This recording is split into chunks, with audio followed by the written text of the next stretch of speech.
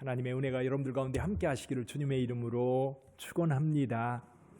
지난 한 주간 행복하게 보내셨습니까? 아멘.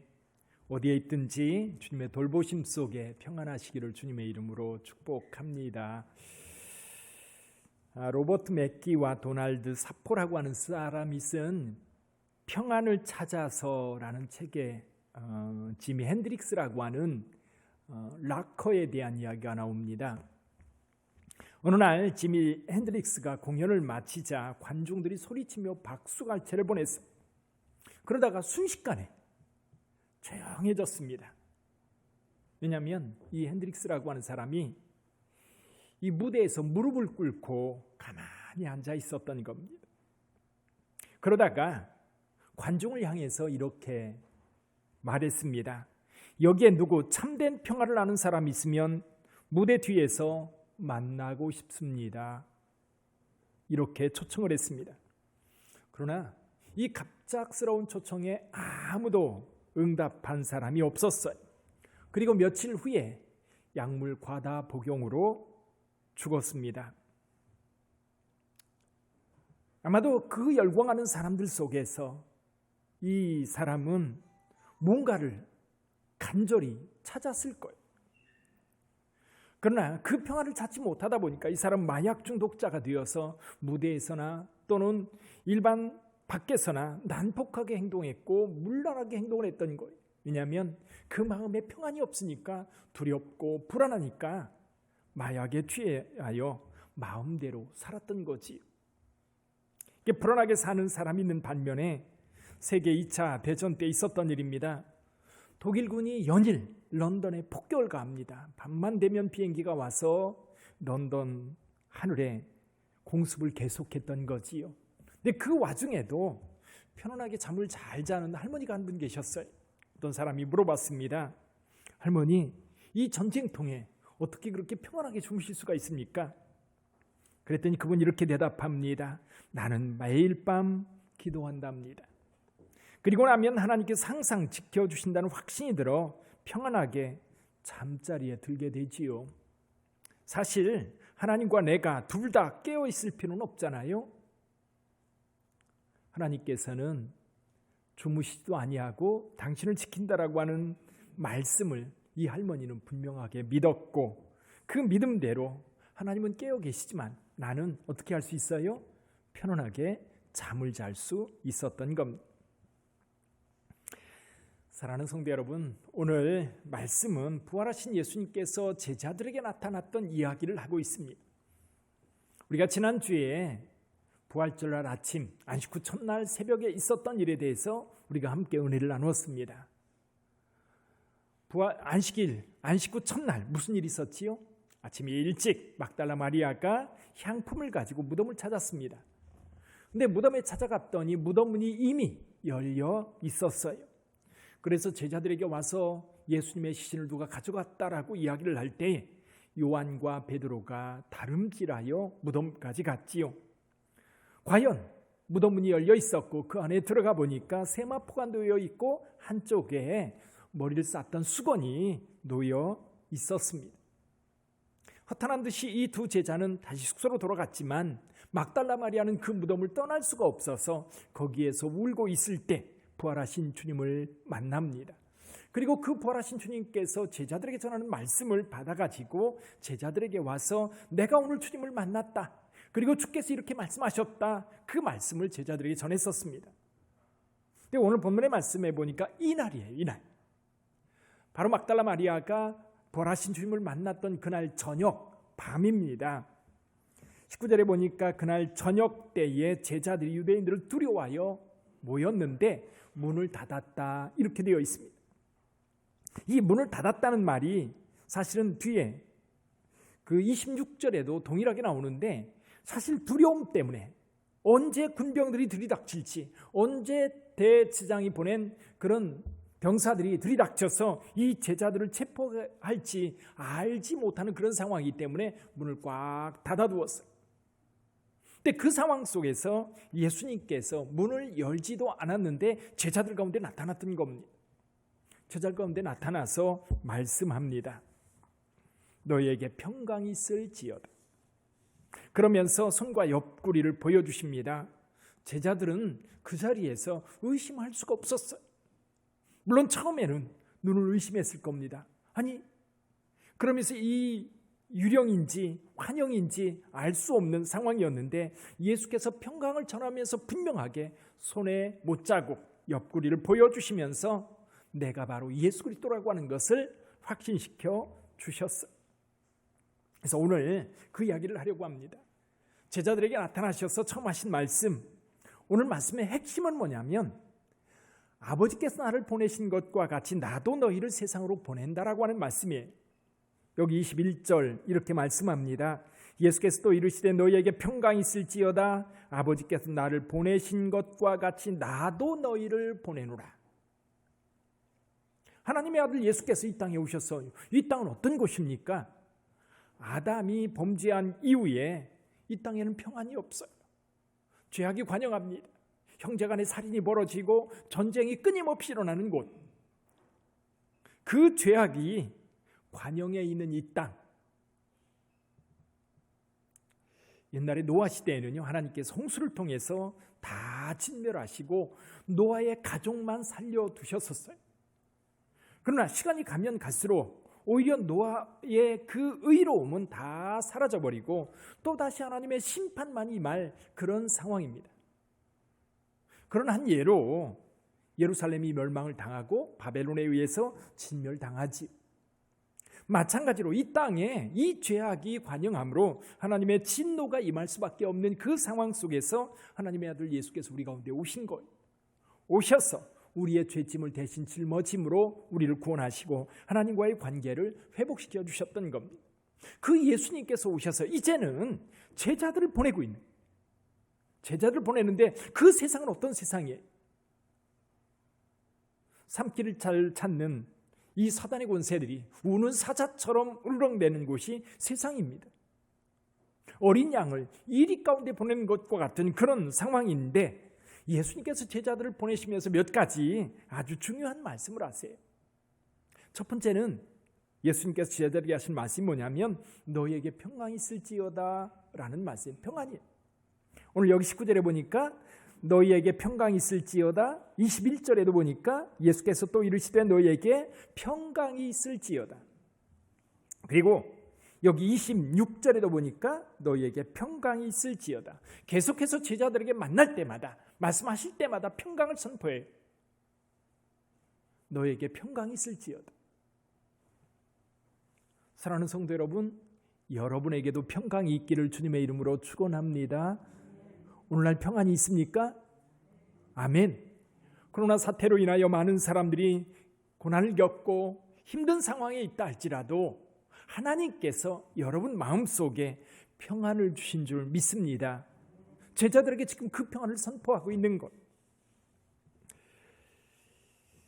사실 예수님께서 제일 먼저 평안을 선포하는 이유는 그런 걸 거예요. 예수님의 제자들이 처한 상황.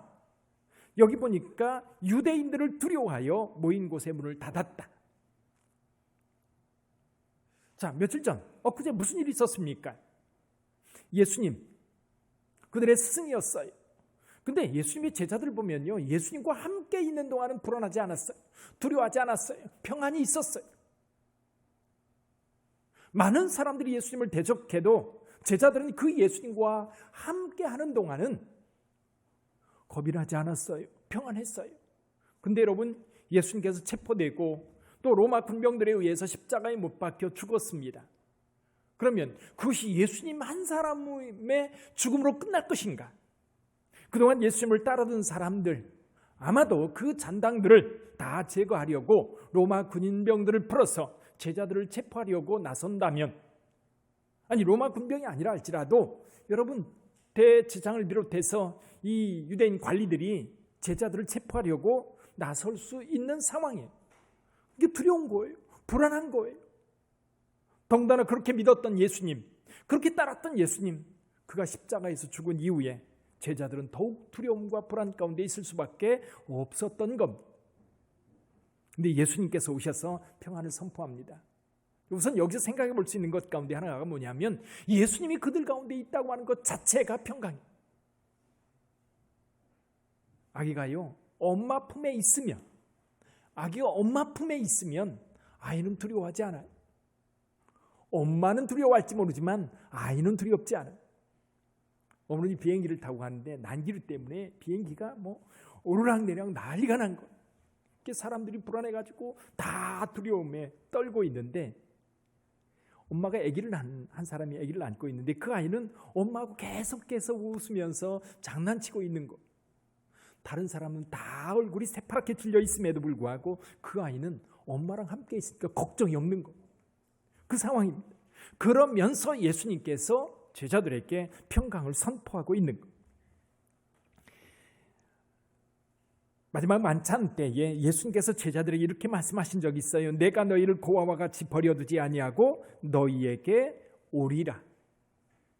그리고 예수님의 평안은 이제 예수님으로부터 보냄받은 자들, 그들과 함께 할 거예요.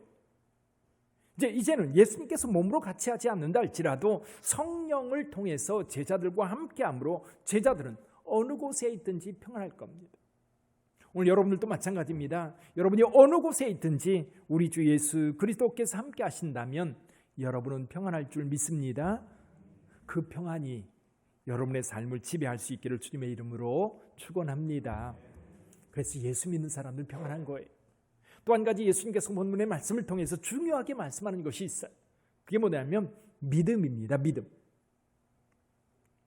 자, 부활하시고 그날 저녁에 제자들이 모였을 때에 주님이 나타나셔서 여러 가지 말씀을 하셨는데, 공교롭게도 그때 도마라고 하는 사람이 없었어요. 도마가 다시 왔습니다. 왔을 때는 이미 주님은 안 계실 때였지요. 다른 제자들이 말합니다. 야, 우리가 주님을 만났어. 주님이 오셨었어. 도마가 말합니다. 말도 안 되는 소리. 도마가 이렇게 말해요. 25절 한번 볼까요? 25절. 다른 제자들이 그에게 이르되 우리가 주를 보았노라 하니 도마가 이르되, 같이 한번 읽어보지요. 내가 그의 손에 못자국을 보며 내 손가락을 그 못자국에 넣으며 내 손을 그 옆구리에 넣어보지 않고는 믿지 아니하겠노라 하니라. 도마는요, 눈으로 보는 것만 가지고는 불안한 거예요.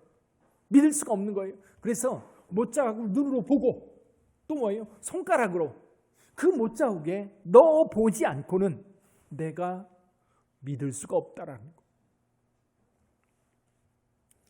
근데 오늘 본문의 말씀에 보니까 26절에 보니까 여드레가 지난 다음에 8일이 지난 후에 다시 제자들이 모여있는 그곳에 문을 닫았는데 주님께서 다시 그곳에 나타나신 거예요. 그 제자들에게 평안을 선포한 다음에 그 도마에게 이렇게 말합니다. 27절 같이 읽어봅니다. 도마에게 이르시되 내 손가락을 이리 내밀어 내 손을 보고 내 손을 내밀어 내 옆구리에 넣어보라. 그리하여 믿음 없는 자가 되지 말고 믿는 자가 되라. 아멘. 그래서 도마는 분명히 눈으로 보고 손으로 만져봐야 내가 믿을 수 있다라고 얘기하는데, 나타나신 주님은 말씀합니다. 그래, 보고 옆구리에 넣어 보고 믿음 없는 자가 되지 말고 믿는 자가 되라. 그러면서 한마디 덧붙여요. 예수께서 이르시되 너는 나를 본고로 믿느냐? 보지 못하고 믿는 자가 복되도다. 아멘. 이 믿음. 자, 지금 제자들이 가져야 할 믿음은 뭐예요? 제자들이 가져야 할 믿음. 물론 여기 30절에 보면 이렇게 말씀을 하고 있어요. 30절. 예수께서 제자들 앞에서 이 책에 기록되지 아니한 다른 표적도 많이 행하셨으나 오직 이것을 기록하면 너희로 예수께서 하나님의 아들 그리스도이심을 믿게 하려 함이요. 예수님이 누구예요? 하나님의 아들 그리스도예요. 하나님의 아들 그리스도. 예수께서 하나님의 아들 되시며 구약 성경에서 예언된 마지막 때 오리라고 약속되어진 바로 그분, 그 메시아, 그분이 바로 예수 그리스도라고 하는 사실, 분명히 믿음을 가지고 하는 것. 그건 여러 가지 증언이 있어요. 지금 사도 요한이 앞부분에서 예수께서 행하셨던 표적들이 있지요. 예를 들면 물로 포도주를 만드는 사건, 그리고 가나에서 왕의 신하의 아들을 고쳐준 사건, 예루살렘에서 38년 된 병자를 고친 사건, 죽은 나사로를 살린 사건, 또 나면서부터 소경된 맹인을 눈을 뜨게 한 사건, 무리를 거른 사건, 또 오병이어의 기적의 사건, 이런 것들을 통해서 예수께서 하나님의 아들 그리스도라고 하는 것을 분명하게 보여주고 있는데, 이제 예수께서 십자가에서 죽으실 때는 그 죽으심은 우리의 모든 죄를 위한 죽음이요 다시 살아나셨다라고 하는, 이제 부활하신 그 주님께서 제자들 가운데 오셔서 말씀하고 있는데, 이제 그 증인이 되는 거예요. 자, 여러분, 믿음이 없다면, 예수께서 하나님의 아들이라고 하는 확신이 없다면 세상에 나가서 뭘 전할 거예요? 그리고 우리에게 평안이 어떻게 와요? 이 믿음이 없다면 우리 안에 평안이라고 하는 것도 있을 수 없고요, 나가서 할 말도 없는 거예요. 어떠세요? 여러분들에게는 그 믿음이 있습니까? 예수께서 하나님의 아들 되심의 믿음, 그건 여러 가지 증거들이죠. 표적들도 있고요, 죽음도 있고요, 그리고 부활하는 이 사건, 부활하시고 나서 예수께서 제자들에게 나타난 이 사건이 예수께서 그리스도이심을 확신케 하는 분명한 증거인 거예요. 할렐루야. 그 믿음이 여러분에게 있습니까? 믿음이 있다면요, 세상에 나가서 할 말이 있는 거예요. 내가 믿는 예수님에 대해서 이야기할 게 있는 거예요. 어떠세요? 여러분, 세상에 나갔는데 어떤 사람이 교회에 대해서 막 욕을 해요. 그럼 여러분 어떻게 합니까? 입 다뭅니까? 아니면 싸웁니까? 싸울 것도 아니고요, 또 입 다물 것도 아니에요. 있는 사실 이야기해 주면 되는 거예요. 내가 확신하고 있는 것을 이야기해 주면 되는 거예요.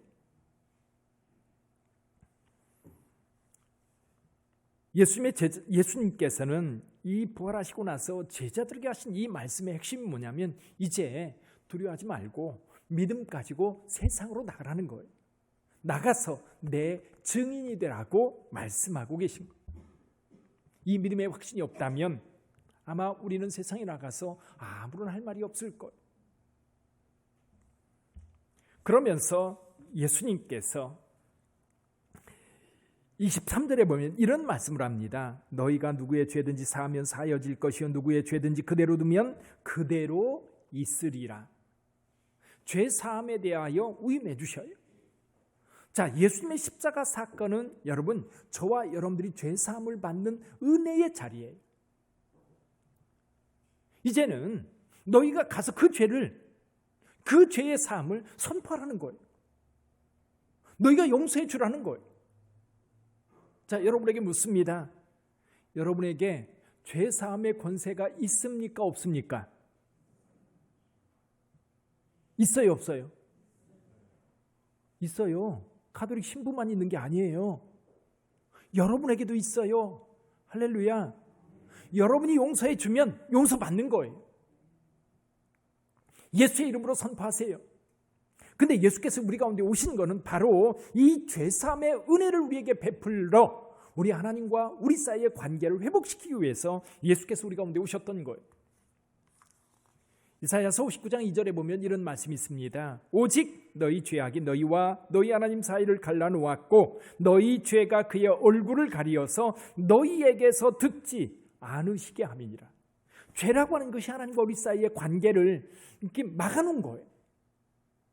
하나님과 우리 사이의 관계가 회복돼야만 창조주이신 하나님께서 우리에게 영향을 미치시고 우리 또한 그 하나님을 의지해서 살아갈 수 있는데, 이 관계가 단절되다 보니까 하나님이 우리를 도울 수도 없고 우리가 하나님 앞에 도움을 받을 수도 없는 관계 단절. 그래서 인간은요, 스스로 살아가려고 애를 씁니다. 스스로 책임져야 되는 거예요. 죄에 대한 책임, 생계에 대한 책임, 세상을 살아가면서 모든 것을 내가 책임져야 된다라고 하는, 그러다 보니까 뭐가 생기느냐면 불안함이 생기는 거예요. 자, 코로나 사태로 온 세계가 공황 상태에 빠졌어요.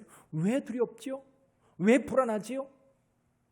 경제가 계속해서 어려우면 우리 스스로 살아갈 수 없기 때문에 두려운 거예요. 불안한 거예요. 그래도 경제적으로 괜찮은 나라들은 국가에서 어느 정도 보정을 해줍니다. 이번에 정부에서 총선에서 승리하고 나니까 전 국민들에게 돈 줘야 되는 거 아니냐, 그런 얘기 오고 가요. 제가 가만히 생각해 봤습니다. 우리나라 참 잘 살게 됐다. 어렵다고 전 국민들에게 용돈 주는 브루나이라고 하는 나라만 그러는 줄 알았더니 우리나라도 그럴 수 있다. 괜찮은 나라예요. 그렇지요? 어렵다고.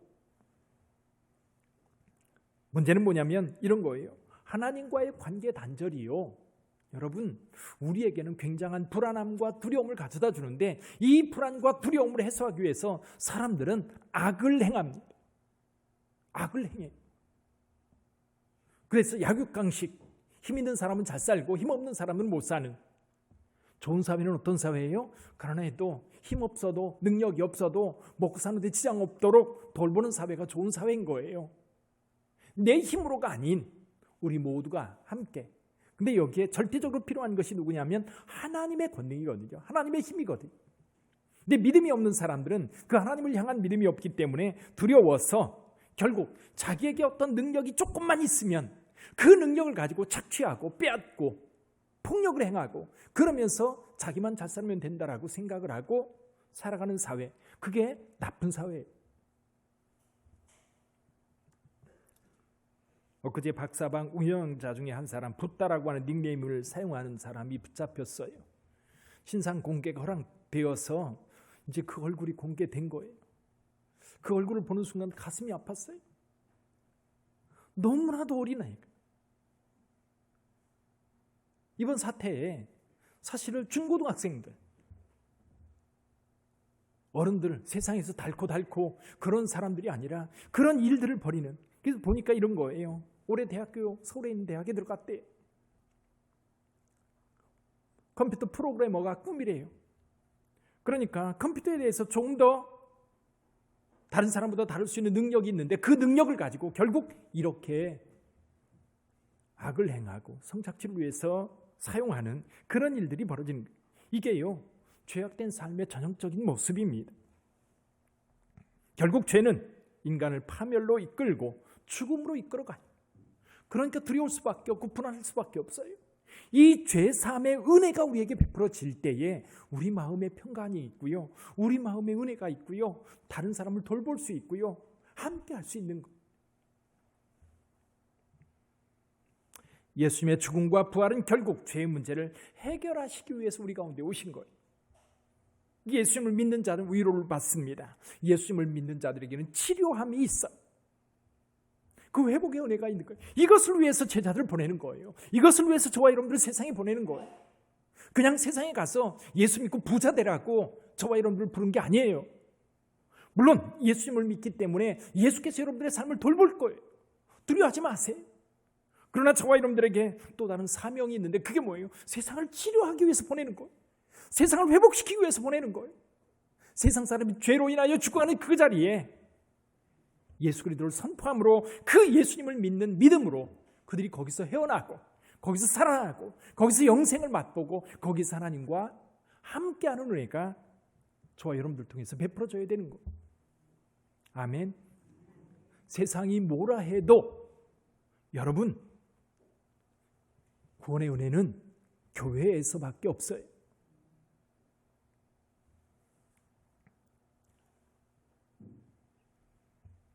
병원에 대해서 욕하는 경우 참 많아요. 영리만 추구한다. 어느 모 병원에는 무조건 수술하라 그러고 무조건 고액에 무슨 진단 검사하라 그러고 그런다. 그러면서 막 욕해요. 그런데도요, 병 나면 그 병원 가요, 안 가요? 네? 가요, 안 가요? 가요. 왜냐하면 거기 가야 치료받으니까. 병원 가야 치료받으니까. 근데 오늘날 세상에서 교회를 욕합니다. 코로나 사태로 인하여 신천지 때문에 그런데 신천지하고 같이 묶어가지고 교회에 대해서 얼마나 비난하고 얼마나 난리를 치는지. 근데 여러분 잊지 마세요. 구원은 교회밖에 없는 거예요. 진정한 위로는 예수 그리스도 안에서 받을 수 있는 거지 세상 어느 곳에 가서 여러분 위로를 받을 수 있어요. 죄사함의 은혜가 어디에 있어요? 이 땅에 진정한 평화를 줄 수 있는, 이 땅을 진정 사람들이 서로 신뢰하고 살아갈 수 있는 관계를 만들어 나가는 그런 가치관과 그런 은혜가 어디에 있습니까? 불교가 그걸 합니까? 아니면 마호메시 그런 은혜를 베풉니까? 아니면 저 인도의 힌두교가 세상의 평화를 가져다 줘요? 아니면 경제적으로 부유하게 되면 그렇게 됩니까? 자, 이번에 민주당이 승리했는데 민주당이 승리하면 이 땅에 진정한 평화가 주어지는 건가요? 확신하건대 여러분, 예수 그리스도만이 이 땅에 진정한 평화를 줄 수 있을 뿐만 아니라 우리를 구원하는 유일한 길이라고 하는 것을 여러분 확신하고 나가세요. 그러니까요, 세상 사람들이 교회 다니는 사람들에 대해서 이러쿵 저러쿵 말할 때 그냥 속으로 웃으세요. 그리고 기회가 될 때 예수 그리스도에 대해서 여러분들이 분명하게 이야기해 줄 수 있어야 돼요.